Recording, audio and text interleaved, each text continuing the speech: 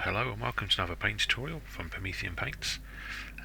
Today we're going to be painting a converted Death Guard Marine. This was a bit of an eBay rescue.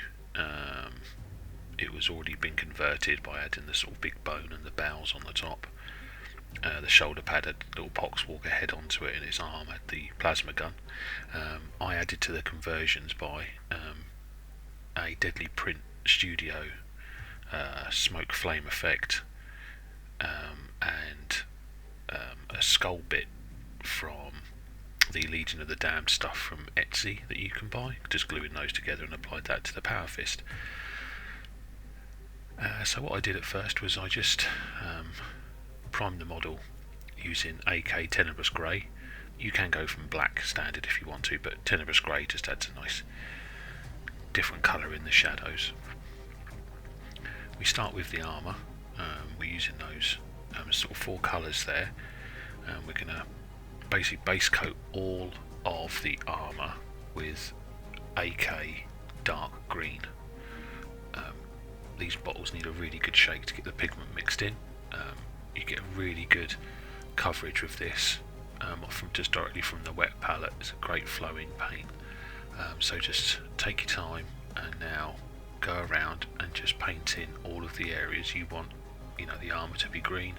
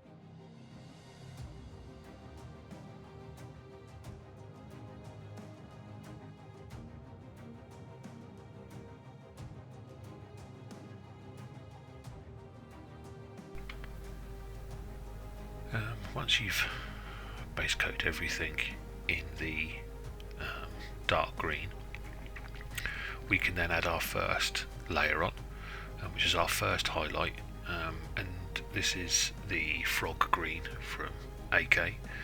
Sorry, not frog green, this is the medium olive green, and there's no blending needed here between the three colours. You can just wet each one down with a little brush full of water in each one.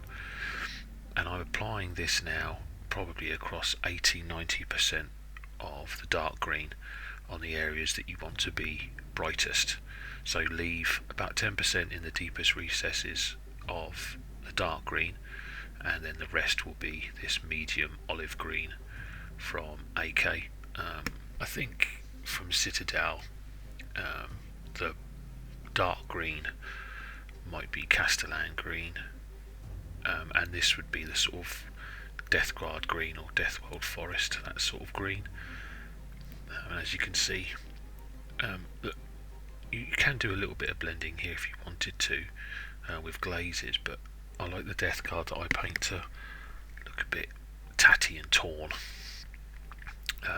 Hence why just doing layers of paint over each other, and these four colours really blend well together and give a nice yellowish green feel. So as you can see there, I'm just leaving about 10% in the deepest recesses, and the rest is this medium olive green, and you just work yourself around the model.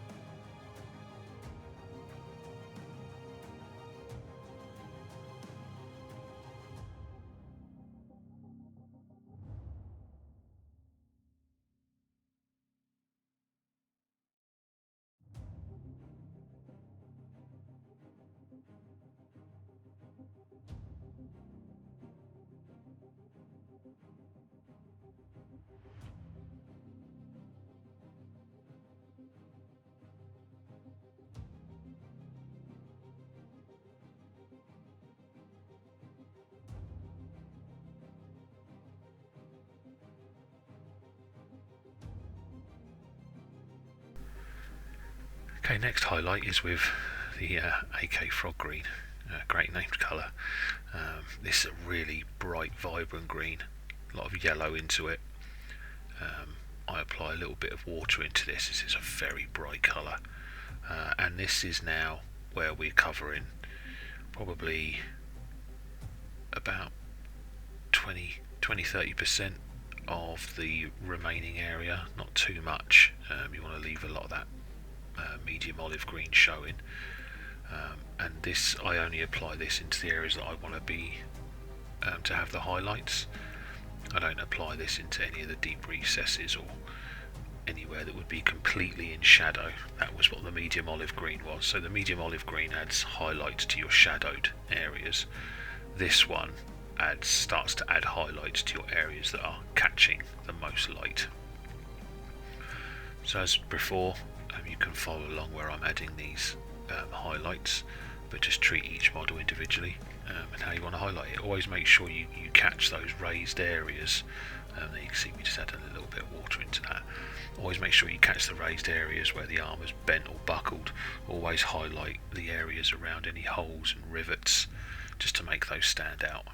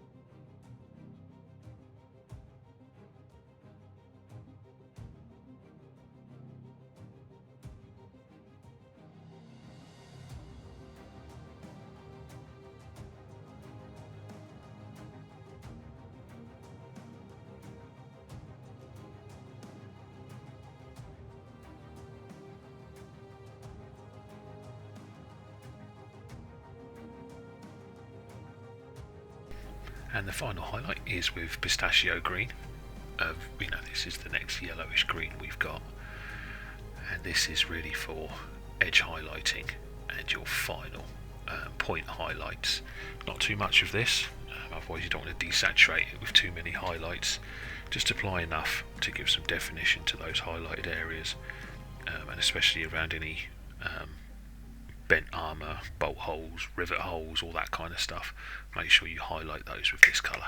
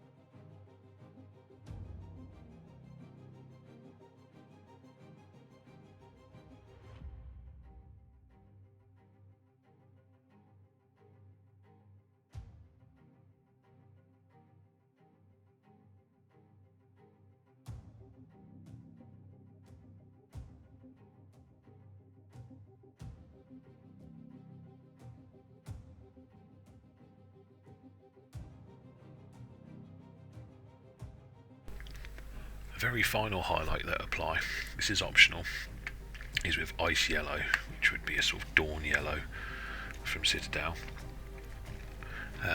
This is applied only as a very small few dots around the areas I want to be the highest bright. So I do this on the bottom of some of the bullet holes or dents that would just catch a little bit of light. Don't use too much, just a couple of little dots here and there, just as your brightest points. We're going to do a lot of weathering later on this model, probably with some washes, and you don't want to do too many fancy clever highlights because we're just going to be washing over this. But yeah, just on areas that would catch the light at the brightest points. For me, I'm imagining the light coming down from his left side, so directly from the top to the left, which is where a lot of those, so the bottom corners of areas would have this spot highlight.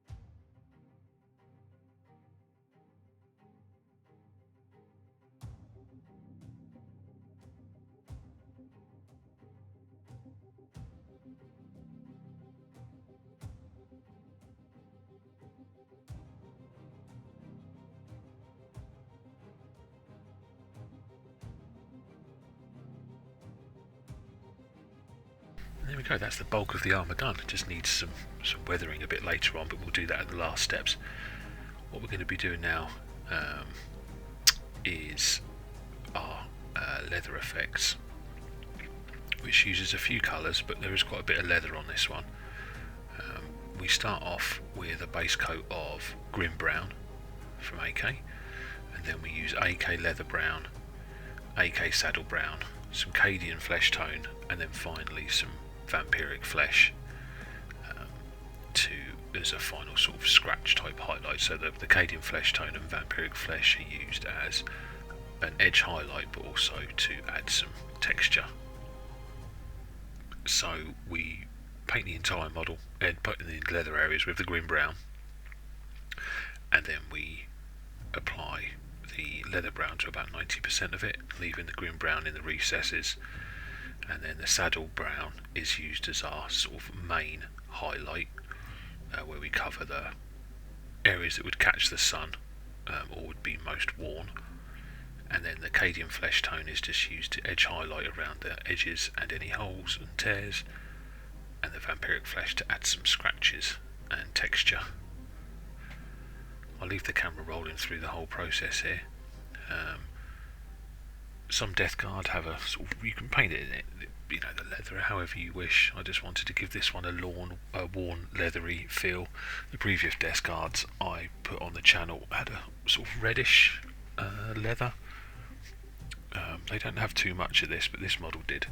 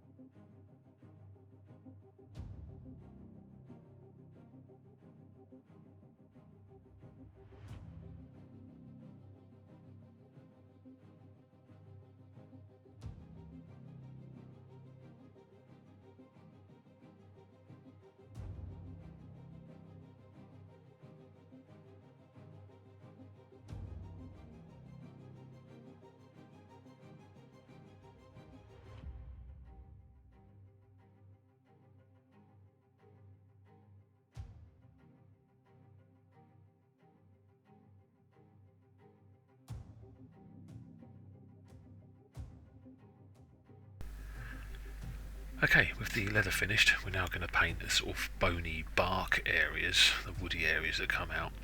For that we use 3 colours, possibly 4 actually. We use leather brown, mud brown and light earth from AK. So base coat all of the like the horns and the protrusion in the leather brown. Excuse me, I'm just getting over a cold. Yeah, in the leather brown. And then we do sort of the striations, so the stripes and lines that you see on sort of animal horns and bark and that. We're going to do the first highlight with mud brown, which is just a series of lines picking out any of the highlights on these areas, any of the raised areas. We then add a little bit of Citadel Zamesi Desert, just to give it a sort of yellowish putridy type look. You could also use Baylor brown if you wanted to there. And then finally we do a final edge highlight, almost a dry brushing with AK light earth. Quite a simple few steps here. There's no real fancy technique used here. We're just picking out the sort of, using lines, picking out any of the highlights and edges that are on any of those woody bark areas.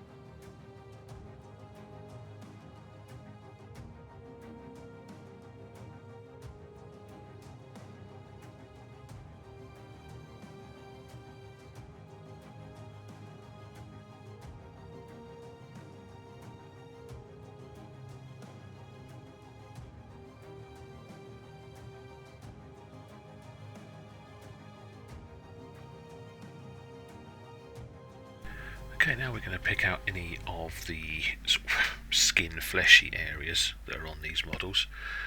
For that we start off with AK Violet Red as the base coat, and then we do our first highlight with Magenta, and then a final highlight with some intense pink. So there's lots of this over the Death Card models. There's quite a bit on this one actually. There's the sort of the Poxwalker's head that I do, any little tentacles, any of the rotten flesh that's appearing in any of the Marines. I do this, I really like this colour to sort of stand out and be quite vibrant. But if you wanted to do a more fleshy look to this, then you would just use this your sort of pale flesh colours like a Kislev flesh and Pallid Witch flesh, and then just do some washes of some greenish skin tones like Plague Bearer flesh, something like that, with a little bit of contrast in it just to make it look a bit rotten. But I wanted my Marines, my Death Guard Marines, have all got this pinkish purplish look to them. So you just start off by base coating it all with the AK Magenta. This would sort of be a sort of Screamer pink from the Citadel range. This violet one. So yeah, the violet red is your base coat. The Magenta, again, it's a bit of a Screamer, like a Screamer pink. It's hard to find Citadel colours that match these. It's the sort of reddish, pinkish, purplish tones that they would have. But yeah, this is just base coating in the violet red.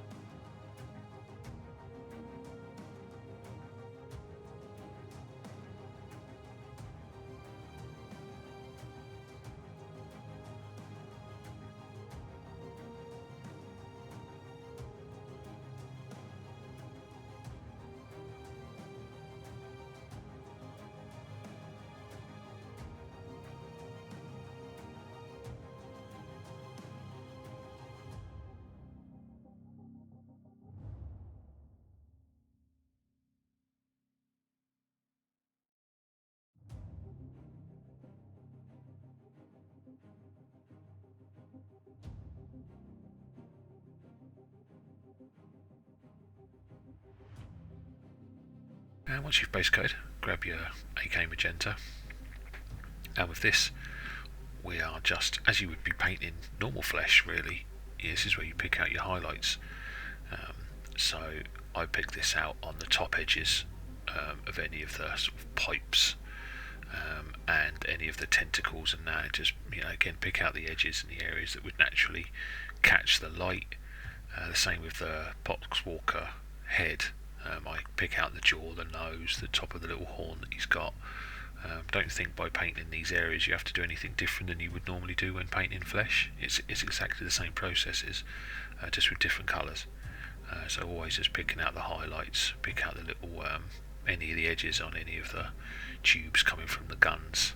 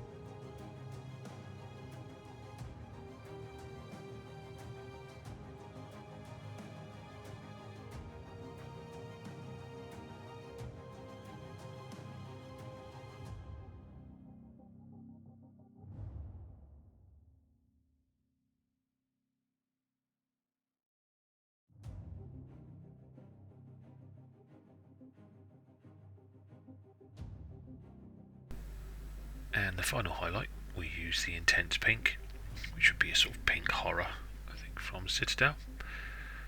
And with this we are just picking out small little spots on each of our highlights, just where the skin would be its most stretched, or where the light would be shining on it the most. Again, not too much of this, just little spots here and there, too much of it. And then you have over highlights, which your highlights you want to be almost minimal, which really make them stand out. So you have good contrast between your very, very dark and your very, very bright points.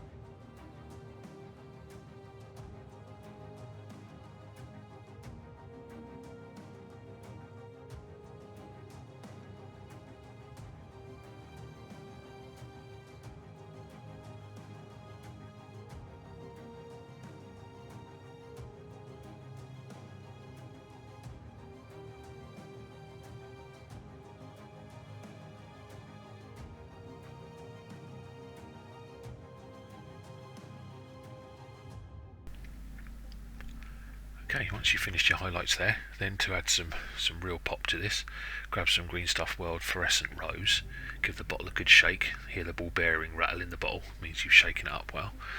And now over all of the intense pink and a little bit each side of it, paint on some of your fluorescent rose, which will make the sort of putridity fluorescentness of it really stand out. It's almost like applying a contrast paint. You can put quite a bit on your brush and just cover. You don't have to cover all of the flesh, but you can cover a majority of it in this. You can also see I painted the eyes, so the violet red is the deepest colour, and then you just get a small bit of magenta in there and a small bit of intense pink. It really adds some depth to the eyes. And so yeah, just go around just applying the fluorescent rose onto the brightest points.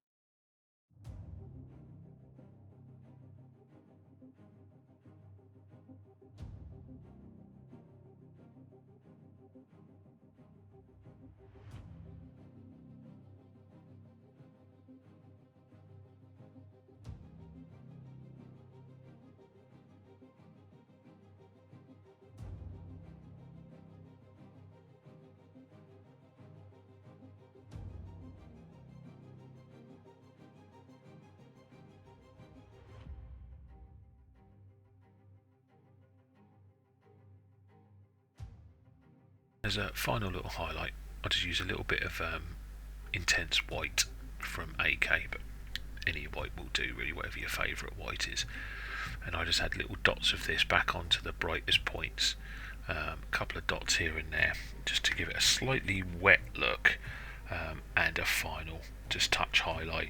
I also bring out the highlight of the Poxwalker's teeth on the face there on the head.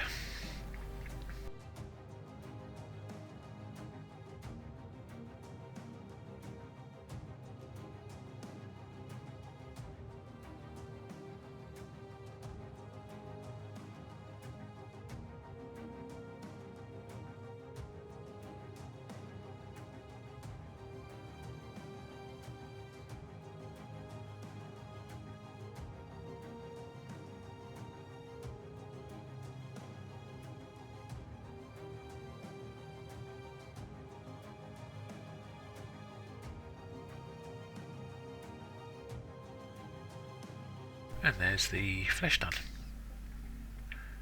Okay, our next step, we're actually going to be doing some non-metallic metal. Well, first we're going to be doing non-metallic silver, just using two colours, dark sea blue and AK intense white. You can just use normal true metallics if you wish, but I thought we'd do something a bit different today, because there's not much of this. It can break it down into easy steps for you.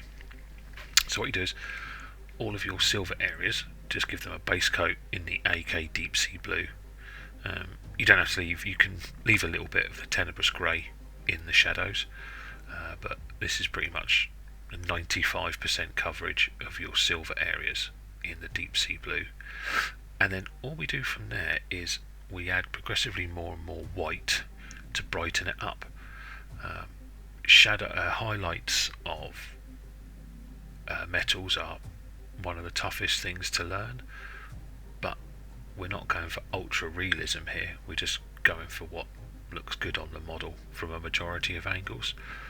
So for your highlights, just add them where you would feel the light naturally would catch those bits. So the tops of chains or the sides and the edges. There's lots of reference images out there online about how light works on metals. So obviously you can follow along this tutorial to see them. I've got pictures at the end, but mainly if you add a few highlights where they would make sense from where your light is coming from, and do your edge highlighting using some simple colours, you can make them look metallic. So yeah, just go over here and we're just doing the base coating of the dark sea blue, and then I don't take any steps away here. This is all the camera's just going to keep rolling as I add more paint and more highlights just by mixing in white. I'm not mixing in any other colours, it's just deep blue, AK deep sea blue, and AK pure white. Finally, just using pure AK pure white as an edge highlight. I've watched many tutorials online about doing non-metallic metal, and this is one of the easiest starting points I find if you want to learn how to do it. You can then enhance your colour palettes by using more true greys, adding in washes of other colours the more and more you learn, but this is a good starter.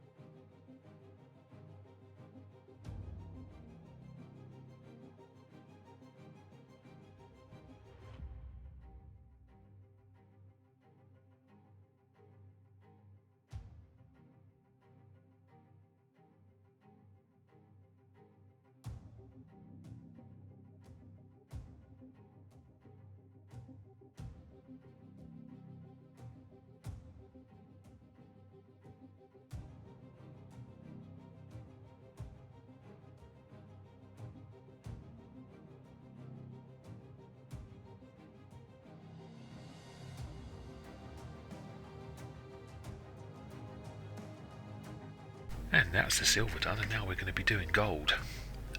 So for the gold, which is more of like a bronze for Death Guard, we start off by painting in all of the areas you want to be bronze with whole red. This is by AK. A lot of companies do a whole red.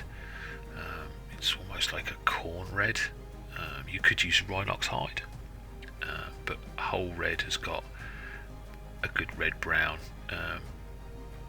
Instead of Rhinox hide, maybe Mornfang brown, but Mornfang can be quite bright, so you might want to add a little bit of a darker brown into it, or just go straight for the whole red from AK.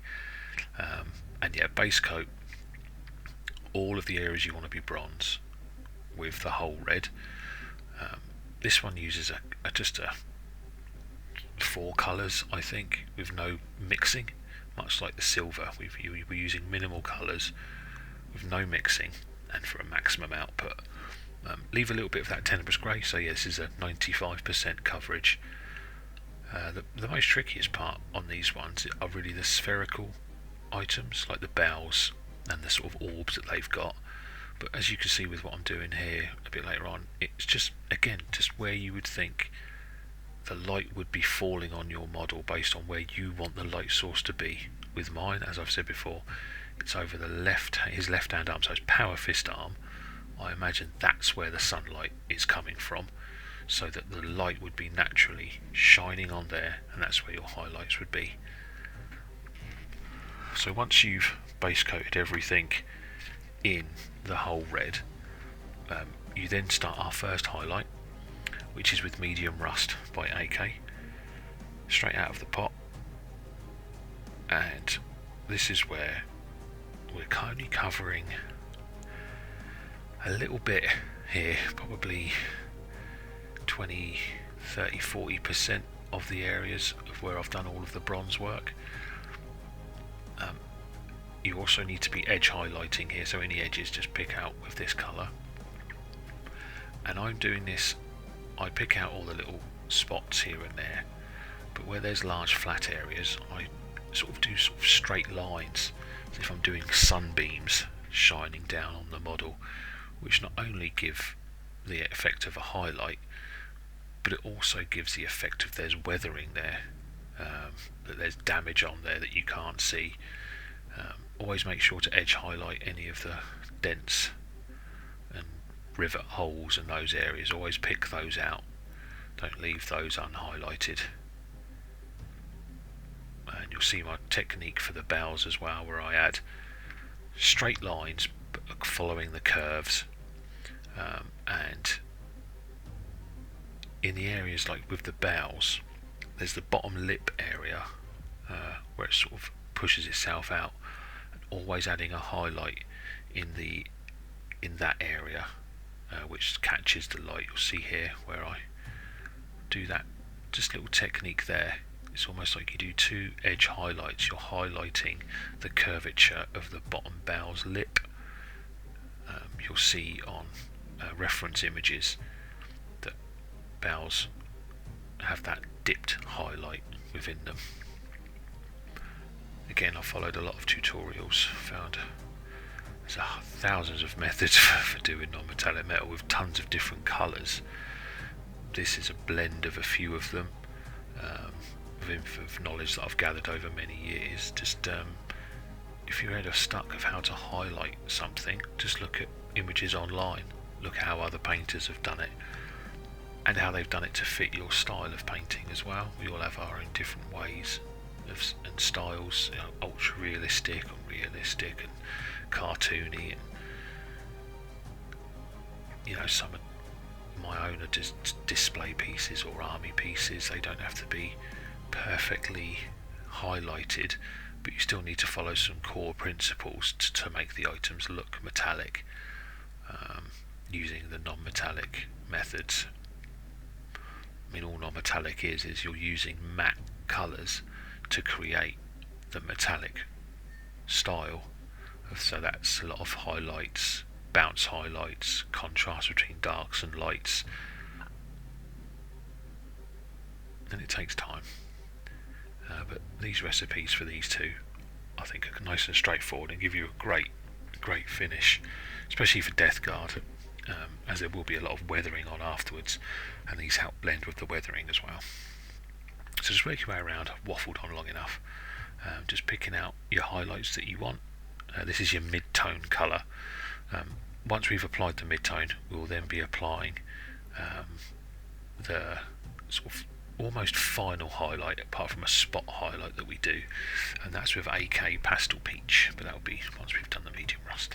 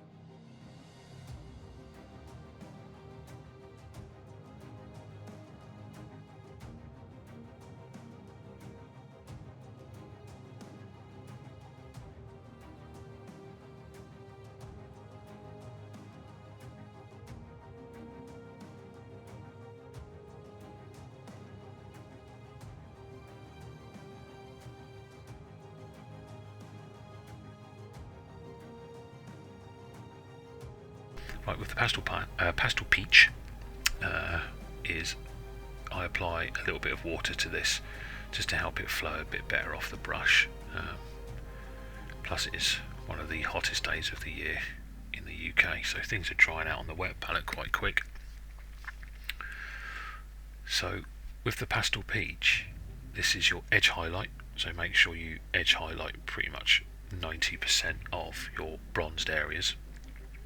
And now this will also be picking out the sort of bottoms of the dents and bullet holes and pot marks, and applying some, I do little lines where I think the sunlight would be naturally catching some of these areas.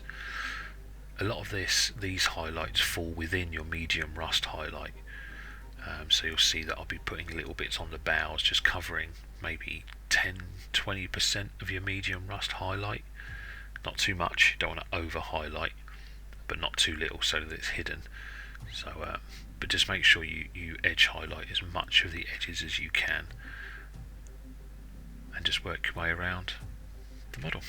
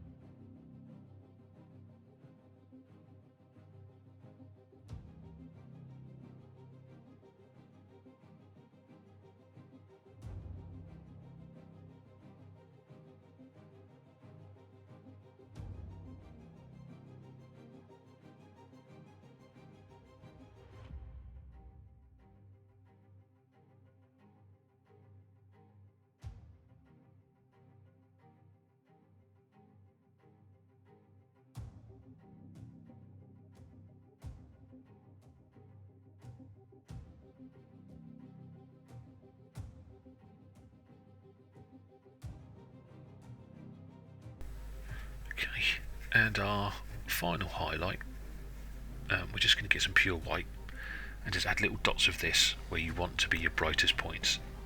I can't state enough, don't put too much of this on, but only where the light would be at its brightest points, and try and make that dot close to an area of extreme darkness so that you would have really bright light against a dark shadow.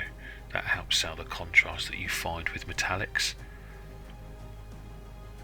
Just a few dots of this on your areas just to show where the highlights are. You can even add little lines and it's glinting.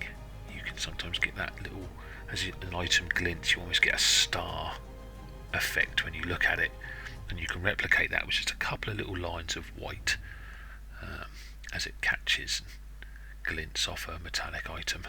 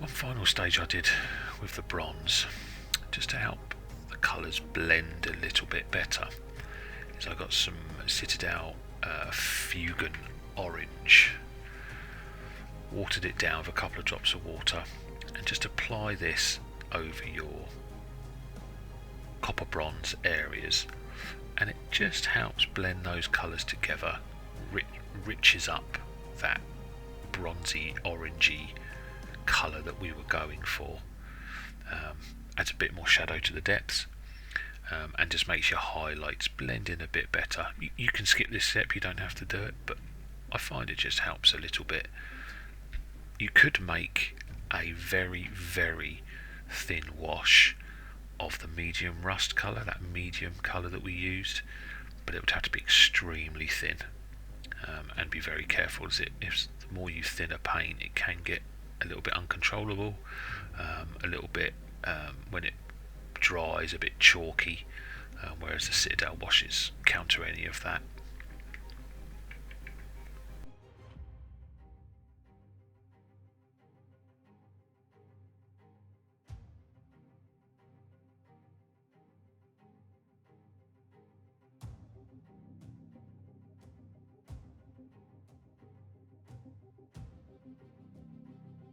And that's a bulk load of the model done, really. We've just got the gun and the flame effect to do on his power fist, but before we do that, we're just going to add some weathering effects.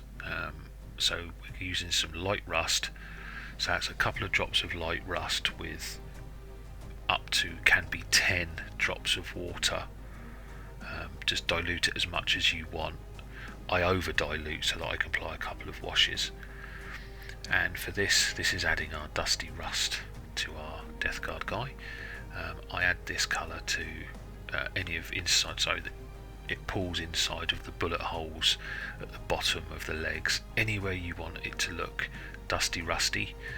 Just apply some of this, again not too much, I don't go for too much, but not too little, just enough to sell what you're going for. Again, if you want a heavily weathered model, then put tons of this stuff on. I want a sort of medium-y looking, I still want the effects we've created to stand out.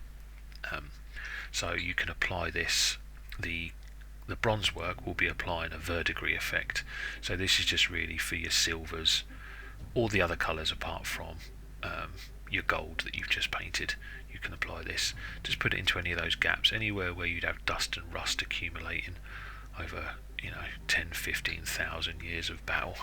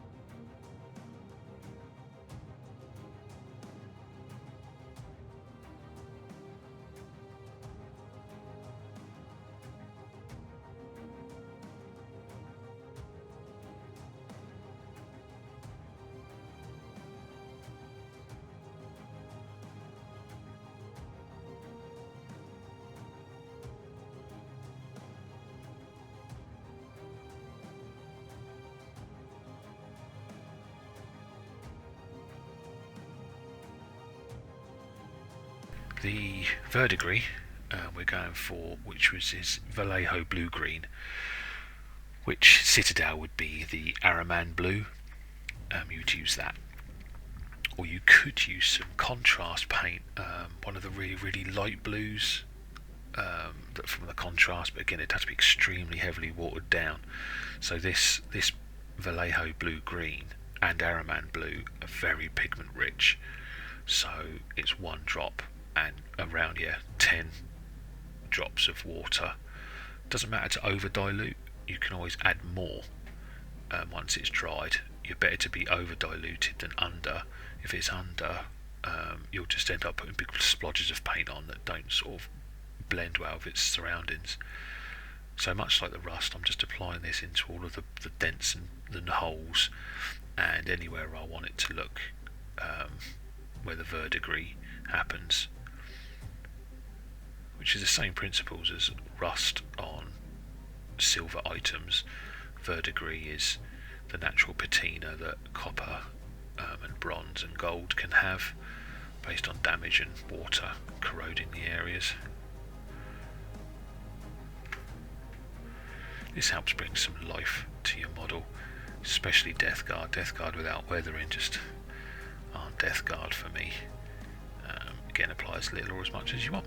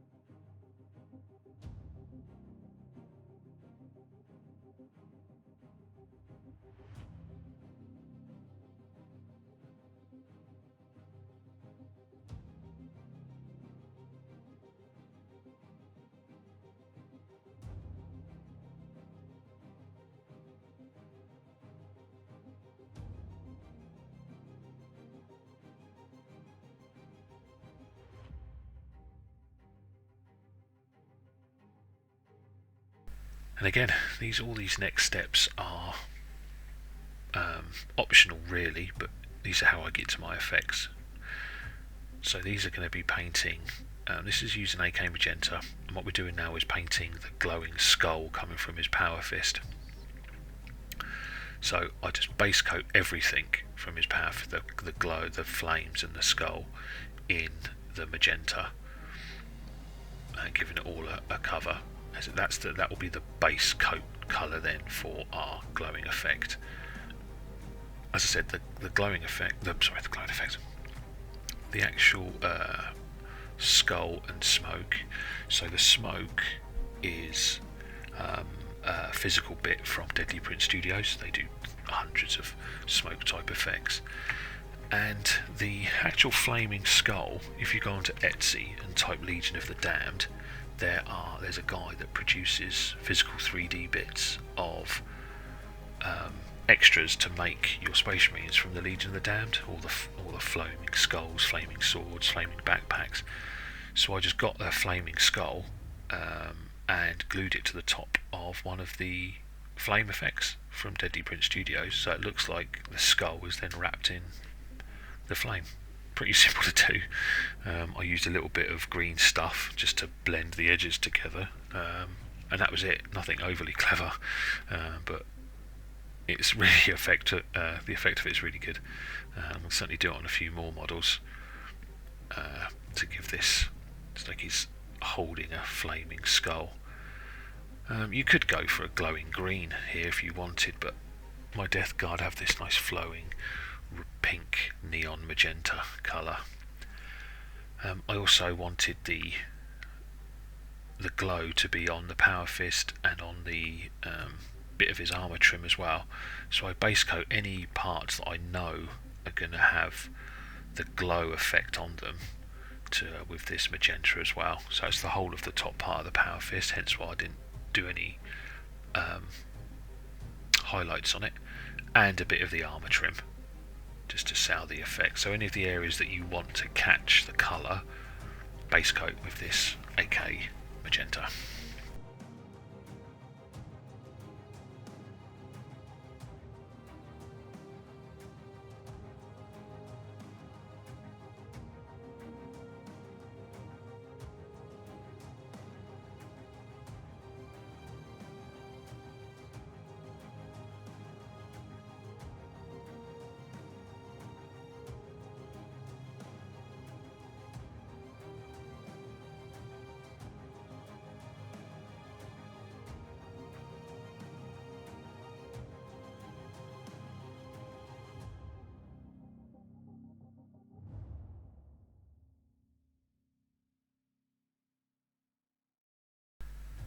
As we'll be killing two birds with one stone here, so we'll be using the airbrush in a minute, but before that I want to add some pure white to my brightest points, and this is not only on the flame effect we've just done, but also on his plasma gun. So the plasma coil, base coat with a couple of coats of your purest white colour, leave all the surrounding areas dark, and just paint those coils white. And then for the flaming smoke I do exactly the same. So where I want to be my most brightest areas, so where the flame is coming from, so the base of his Power Fist, also I wanted it to look bright coming out from the skull itself, so I paint the eyes, the nose and the mouth white. So anywhere where you want to be bright, add this white to it. I even add some to the sort of little almost vents in the plasma gun around the barrel.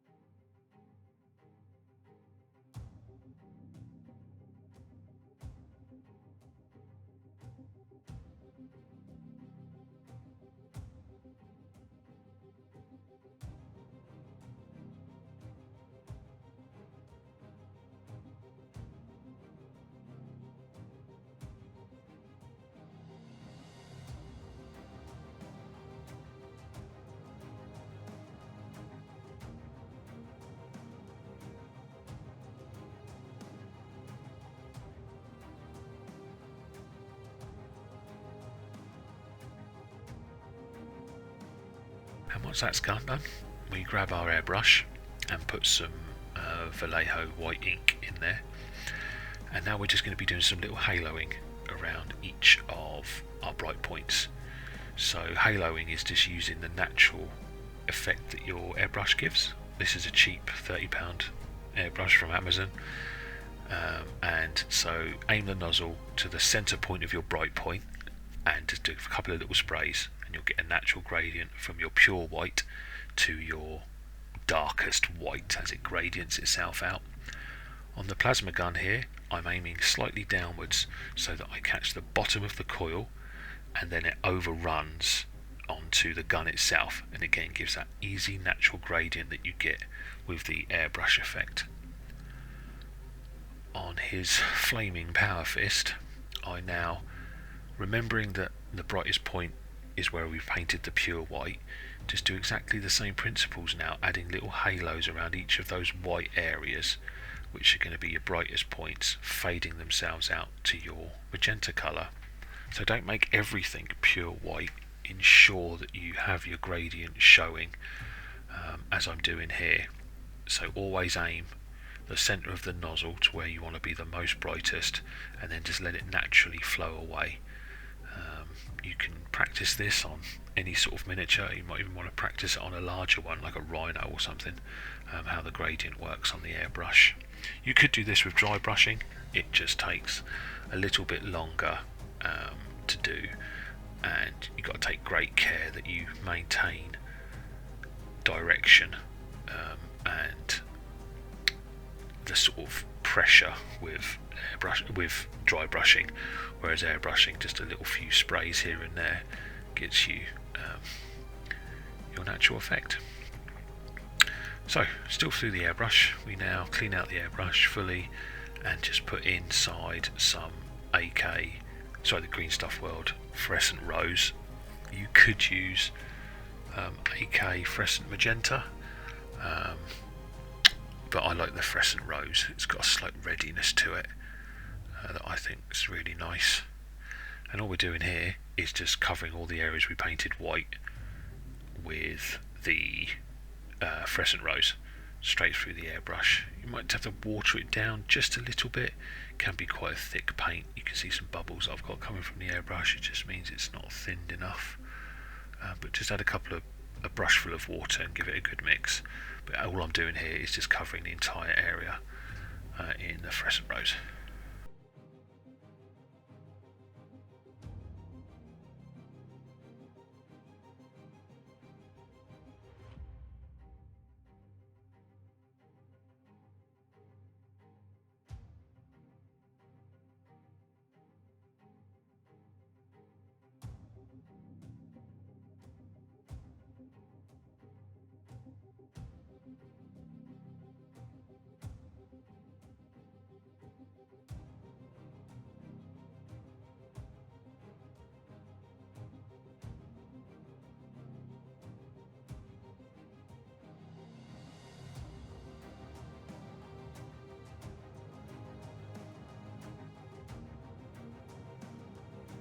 Right, and the final point we're doing is just with some Green Stuff World Violet Purple, Fluorescent Violet, is aiming downwards and only on his flaming power fist, not on the gun.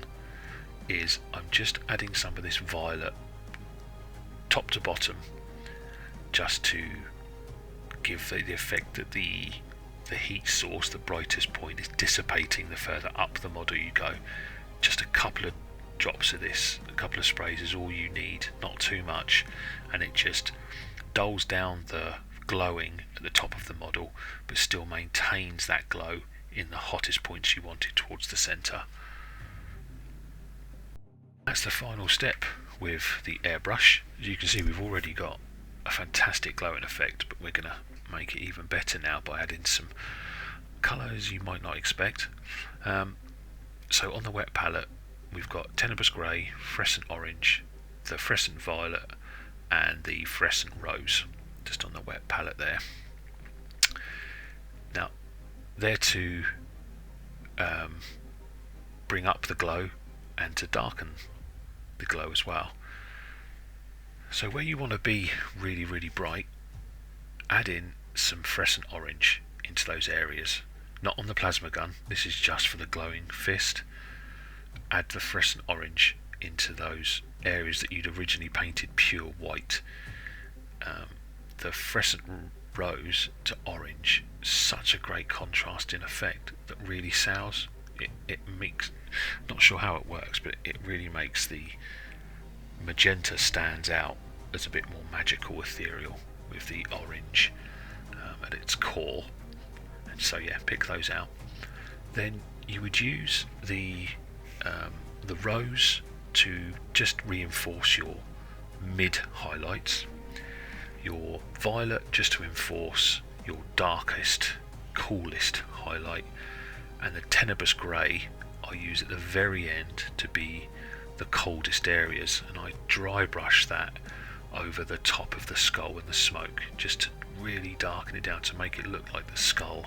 It's the forehead and mouth are the coldest points, and it adds some definition and shape to those areas.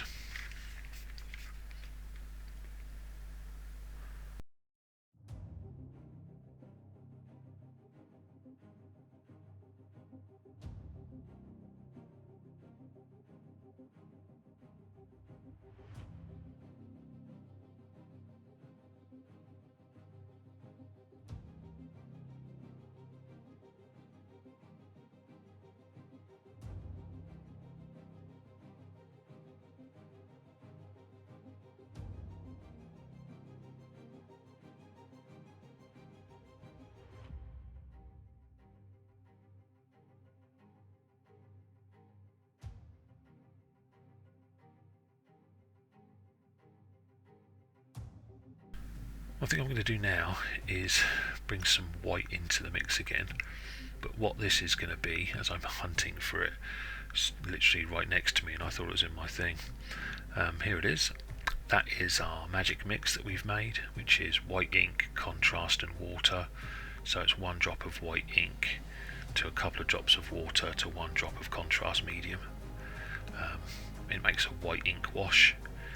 Is on the areas we really want to be bright, add in little dots of that. So on these vent holes, just add it towards the vents, towards the coil, and on the actual coil itself you just add little bits of this to the bottom edge and no more, just the very bottom edge of the pink light. You can already see it's maxing out the camera, and all I'm doing is just applying a little bit of this to the bottom edge of the plasma coils, and it will make it look like the glow is coming from those bottom edges and reflecting the most.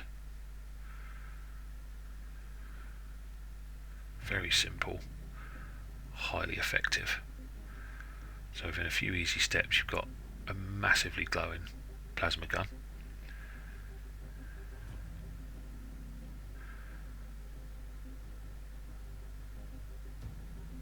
Doesn't take very long to dry either.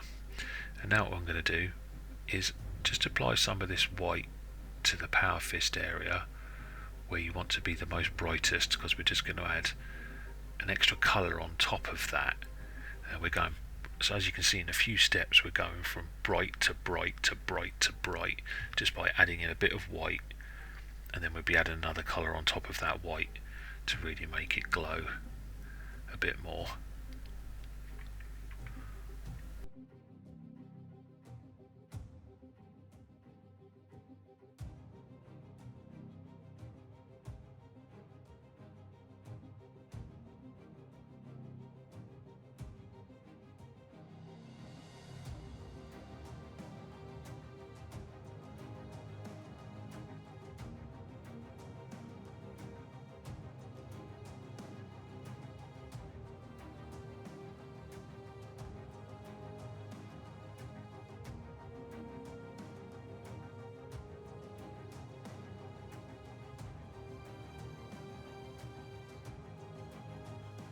Whilst the white is drying, we're now just going to use some intense pink. This will be our highlight on the sort of power fist areas where on the armour. So we'll be edge highlighting where we painted originally in the magenta and covered with the fluorescent rose. We're now using the intense pink as a edge highlight to that, and then we'll be adding some white on top of that to where we want as little spot highlights, and then we'll be going over that again with the fluorescent rose and a little bit of orange to set out our edge highlights for the areas that catch the glow.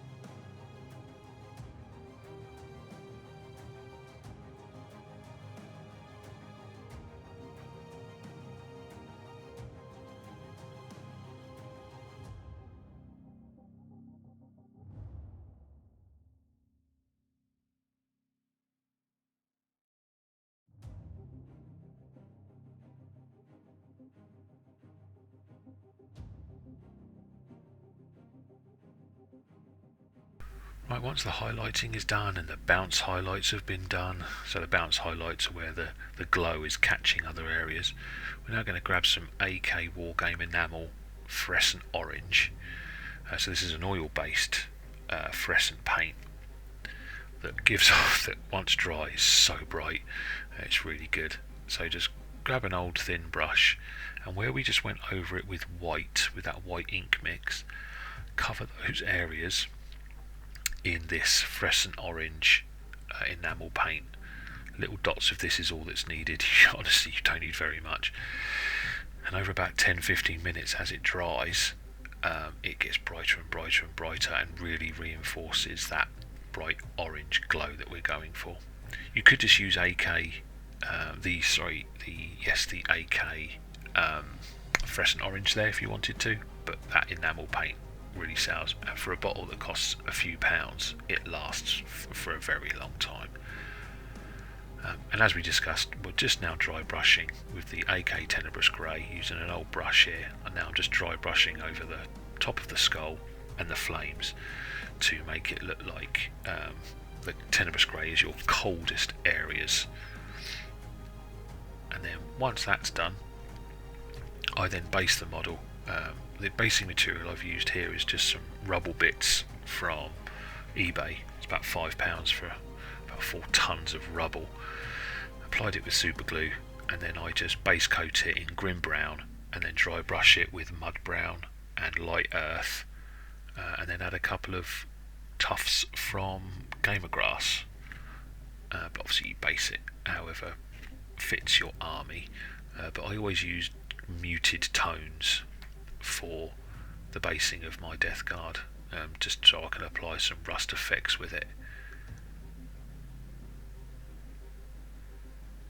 You can see it's very gradually dry brushing that Tenebrous Grey just to bring out the